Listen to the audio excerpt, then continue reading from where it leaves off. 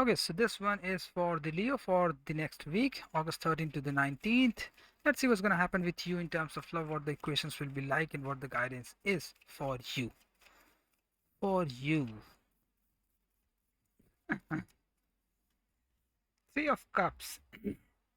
So, some friendships might be in the making. Four of Wands that might lead to some beautiful connections as well, at least good companionships.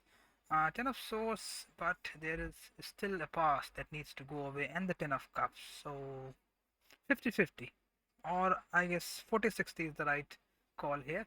You are 40% in the future, 60% in the past. So there is at least one move that needs to create the majority, where you can sufficiently say that I am more aligned towards my destination than with my past. I am more like the person that I want to be than I am the person that I do not want to be. Getting trying to say. So that's where I guess your journey is. Seven of Wands, other person is still not giving you emotional access, probably for good reasons. Nine of Swords, they have been betrayed many times in the past as well, so they have their own insecurities. King of Swords and the Ten of Wands. Somehow I guess that probably uh, they are still not over from their own traumas. Ten of Wands, Nine of Swords. Uh, in a certain sense, they are having, I don't know, I won't say crisis because the King of Swords is there, so they certainly do have the vision to guide them towards a future different direction in a different way of relating to you or to others and things like that. But the past is quite still heavy on their on their mind.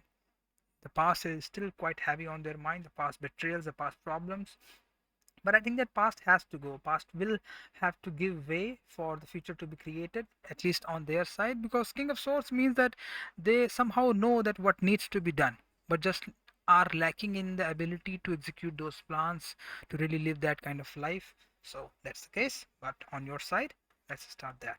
Three of Cups, Four of Wands. You are mingling with someone. Slowly they are showing their sides to you, slowly they are seeing your sides as well, but still not completely. Still the companionship, the merger or the touch, everything is not that much complete, it's only half. And because it but still at least it's half, it's not nil at all. So these new connections ultimately are giving you a hint that something beautiful can be created. It cannot, I mean, it doesn't have to be like a marriage or things like that, but a certain type of companionship where the companionship ultimately gives both of you a decent amount of satisfaction, emotional fulfillment, freedom, joy, if possible, a certain amount of pleasure as well. So, and that is making you happy, and that is what all that matters to you. If you are happy or not, and I guess that's a fair call. If you are feeling happy, then it's okay. As long as you are feeling happy, you can continue in that direction. Ten of Swords and the Ten of Cups.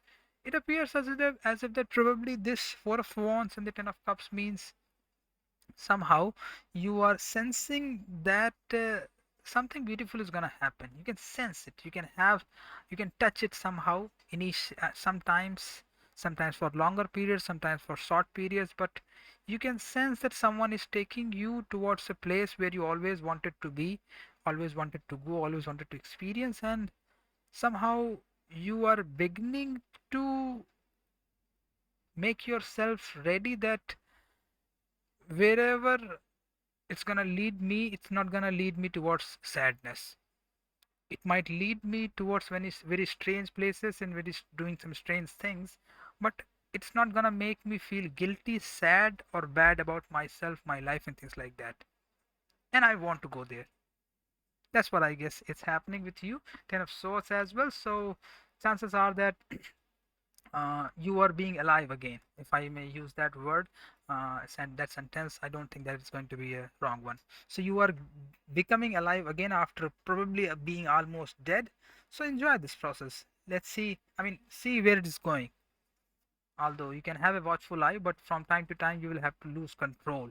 Only then you can be taken towards a place where you cannot go by your own thinking, by your own planning and things like that. Joy is one such place, and there are many other places as well, but the risk has to be taken.